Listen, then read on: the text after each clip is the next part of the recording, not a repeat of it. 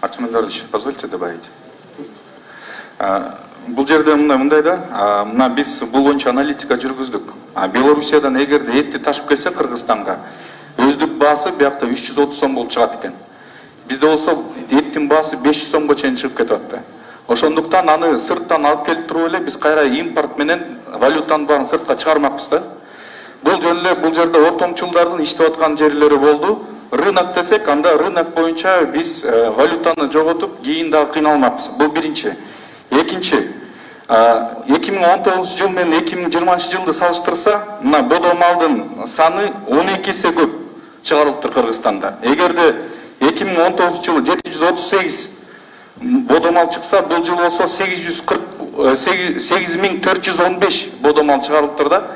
Анан эң негизги түрүлө чыгарылганда ургачы мал чыгарылып кетет. Ургачы малды биз ошентип баарын жооп салсак, анда биздин келечегибиз жоголот. Бизге эң негизги азыр ургачы мал сактап калыш керек, анткени бул жылкы киреше жөнүндө эле ойлонсок, анда мейли.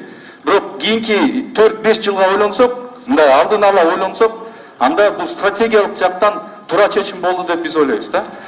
Биз кийинки кошумча дагы алыш керек. Биз азыр малдарды көбөйтөлүп атабыз.